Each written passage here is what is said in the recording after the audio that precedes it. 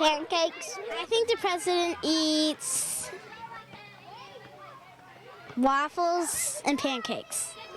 Probably eggs and pancakes. The president eats cereal for breakfast. And I think the president eats pancakes and hash browns for breakfast. I also think, in my personal idea, I think the president eats fruit and eggs for breakfast because that just sounds presidenty. I don't, yeah.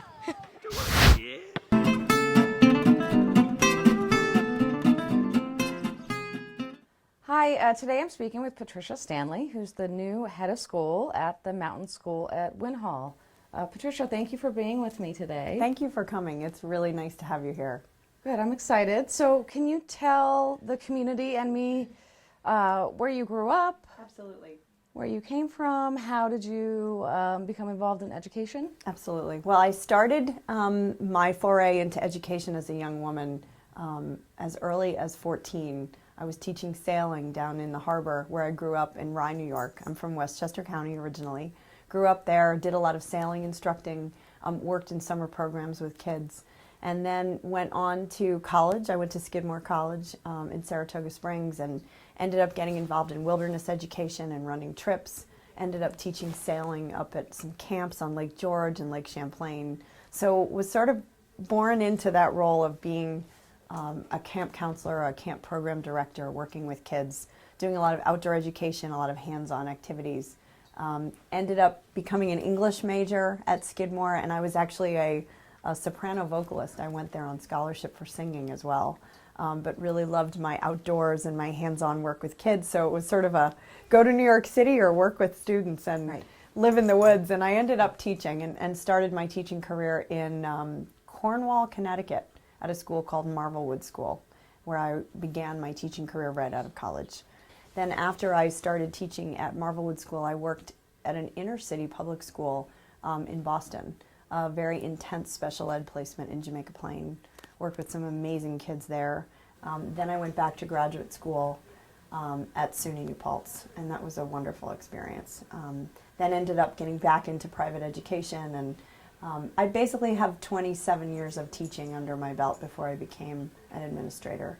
And most recently, before this job, I was working at Indian Mountain School in Lakeville, Connecticut, where I was head of the lower school, which was its own campus, separate from an upper school, grades pre-K to 4, and part of a bigger school that was pre-K to 9, a day in boarding school, and that's where I was previous to coming to Vermont. Okay.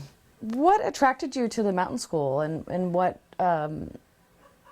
made you say, hey, I want to go for this job in Vermont? It was so interesting. First of all, I love Vermont. I've spent my whole life coming up here for recreation, for skiing, for cycling, for hiking.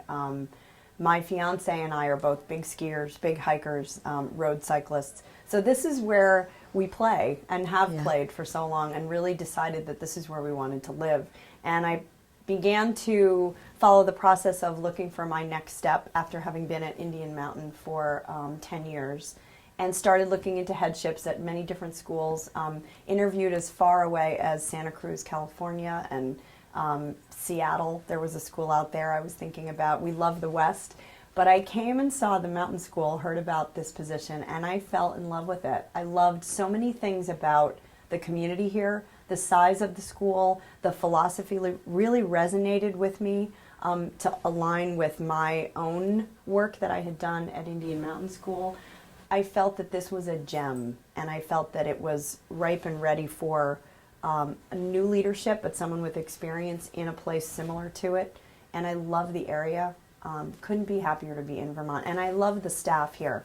The faculty and staff are really people who care greatly about kids. They really understand the priority of independent school education, but a small town academy that is truly an independent school with a public mission. That was another piece that truly attracted me to this school. We take students from our local towns that, I think in independent schools traditionally are more selective. Some of the ones I was familiar with in Connecticut, whereas it's more inclusive here in Vermont with school choice. So it really, all of those reasons brought me here, and I couldn't be happier to be here. Nice. So can you talk about the independent school for those viewers and for my sake that might need a little clarity on what is the difference between the independent school and a public school? Well, the landscape of Vermont and the school system here is very different from elsewhere. Certainly new to me, having been in Connecticut and over near New York State for many years, even in Massachusetts. And the idea that different towns had public schools many, many years ago, and for a variety of reasons, some of those public schools closed and then an independent school opened in its place. The idea that families can be here and have school choice, they can pick and choose where their children go to school, to me is incredible and something that is unique to Vermont.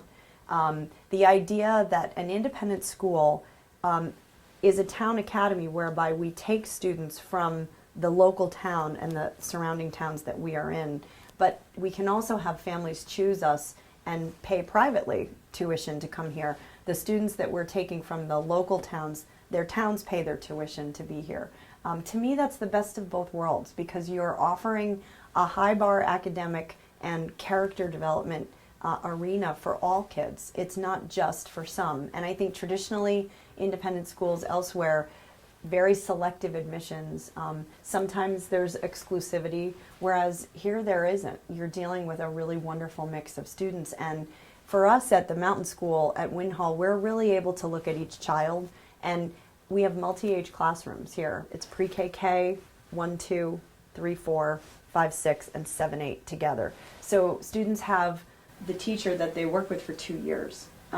They're in multi-age groupings so that a child that might be soaring in reading or writing can be in a higher level group within their grade level, or even in another grouping, and math can be done similarly. So we're able to meet students' needs. We're able to set a high academic bar that we're dictating the curriculum. We're the ones setting up the program and using our own creativity. We're not going by state standards or national expectations of what we should and shouldn't be doing, because we're an independent school. So to me, it's the best of both. It's kind of like marrying two things together that really should go together. The idea of a public school offering a high bar education for all students, and the idea that we are an independent school and can choose and create our program the way we see fit as best practice in education. I am so determined to have this community, immediate community and surrounding community, get a better understanding of how wonderful it is to have a school like this here, and what a treasure that is, and how that's a win-win for everybody. I'm not sure that that has been the feeling in the past several years. Again, coming into it new, I don't have all the history, which again I think somewhat is a blessing, because I'm coming in with fresh eyes. But I want the community members, the businesses, the local school board, the families here, even the taxpayers who have children that are grown up that no longer are involved in education directly, to get a better look and a better understanding of what the Mountain School at Winhall is all about, and why it's wonderful to have a thriving community school in your midst in a wonderful small rural area like this. Well, and the follow-up question was, what do you want the community to know? But I think you already answered that.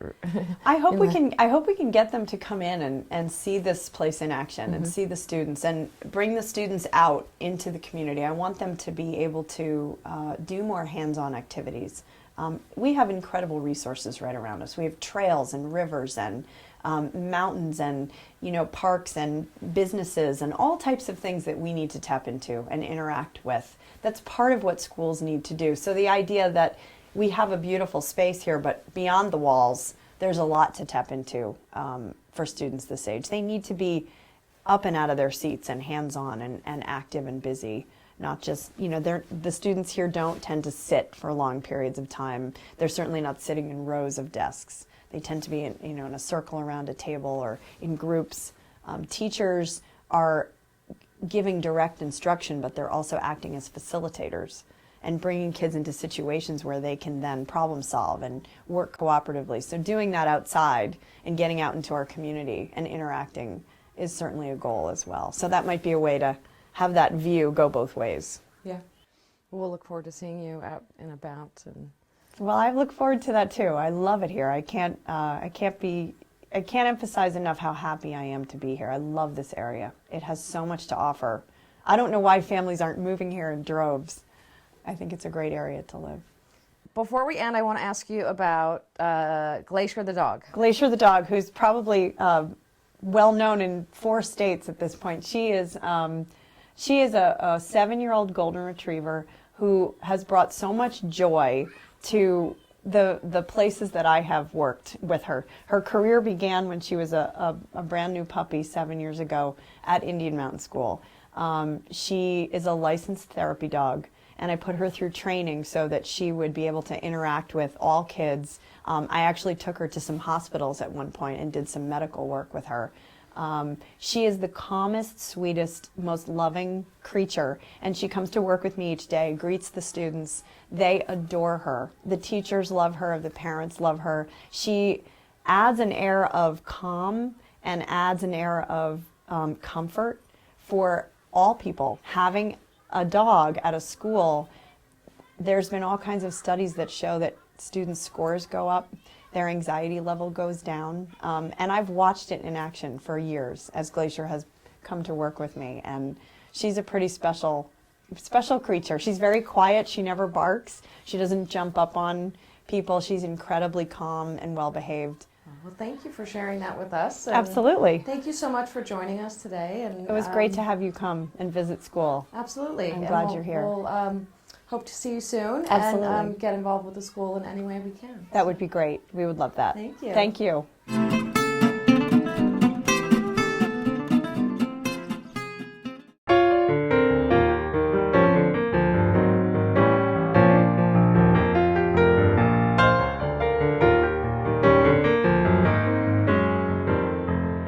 Hi, my name is Bella, and we will be making cracker pizzas today. First, you start out with 10 or more crackers and you spread it around the plate. Then you take spaghetti sauce, any kind that you have, and dabble it all over the crackers.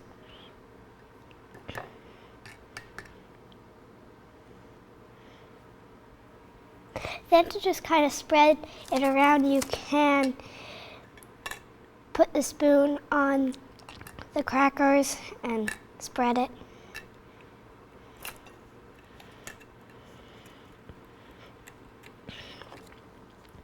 Then you take sharp cheddar cheese and sprinkle it all around the cracker pizzas. Then you heat it up for 10 seconds.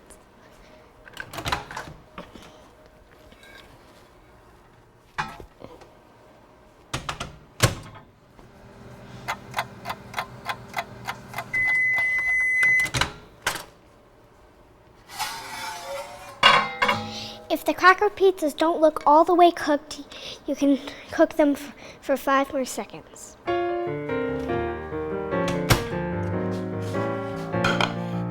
Enjoy!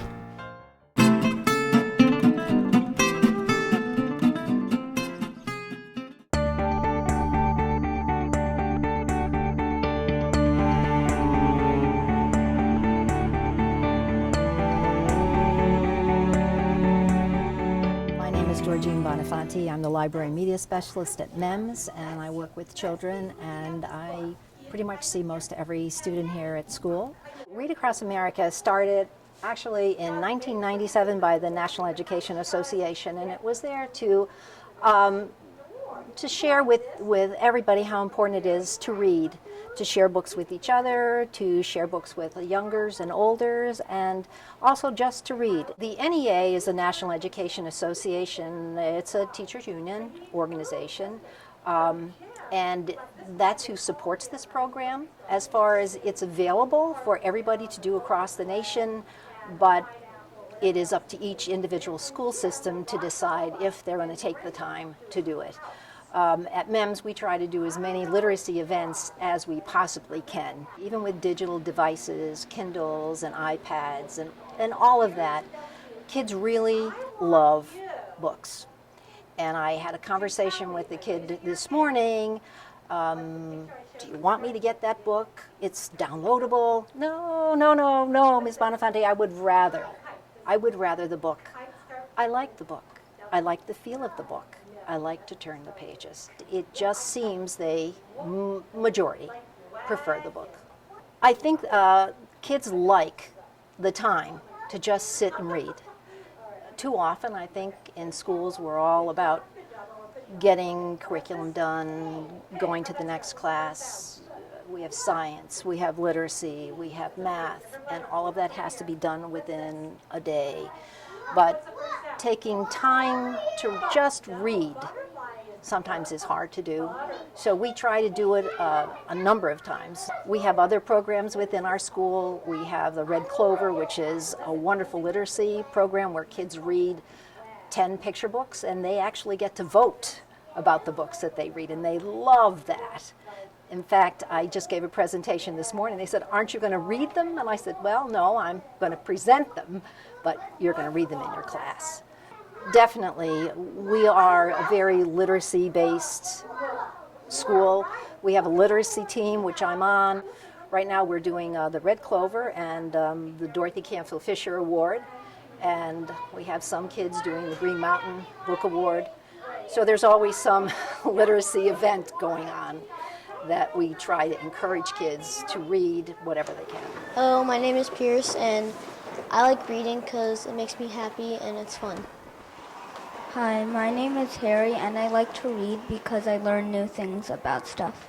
Hi, my name is Sierra, and my favorite kind of book is animal books because I love animals and they teach me about them. Hi, my name is Paige, and I like Diary of a Wimpy Kid books because they're funny people in them. My name is Miles, and my favorite book is Diary of a Wimpy Kid because it's really funny because of the people and their actions. Hi, my name is Selena, and my favorite book is Diary of a Wimpy Kid because the characters are really funny. Hi, my name is Emma, and my favorite book is Born Yesterday because it's really funny. I love books!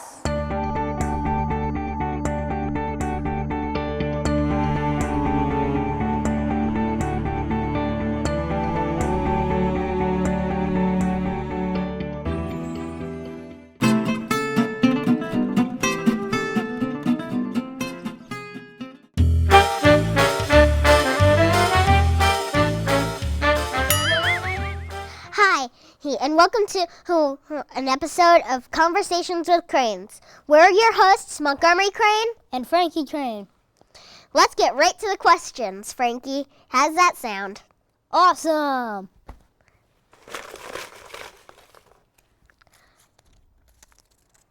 Why can't we feel the earth moving? Well, this is a really good one.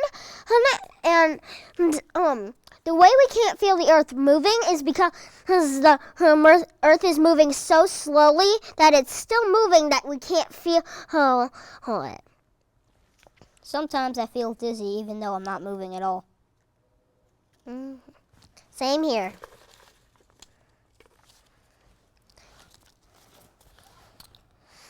What is a cloud made of? Well, I would say that a cloud is made of I know, gas and I think some liquid. I don't really know, really. I know. A cloud is made up of evaporation. Evaporation is water turned into steam.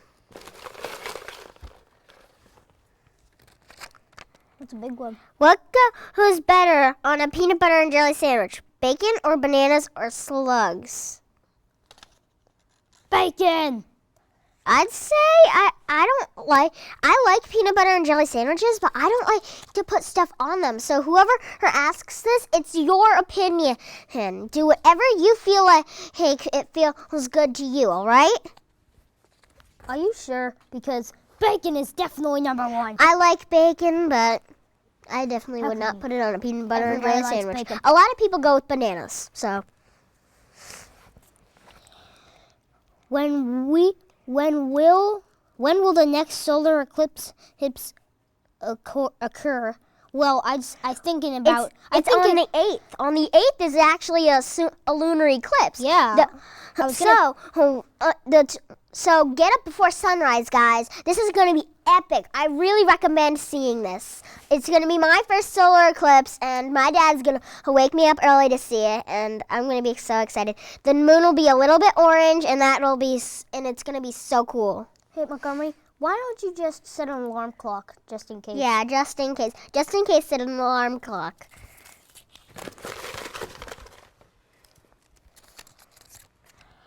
What is the best thing to say when your mom asks you to do the dishes? No. Oh my God, Frankie. Yeah. Honestly, I don't know how to answer that. I can't. Wait, have you picked one yet? No, here, you pick it.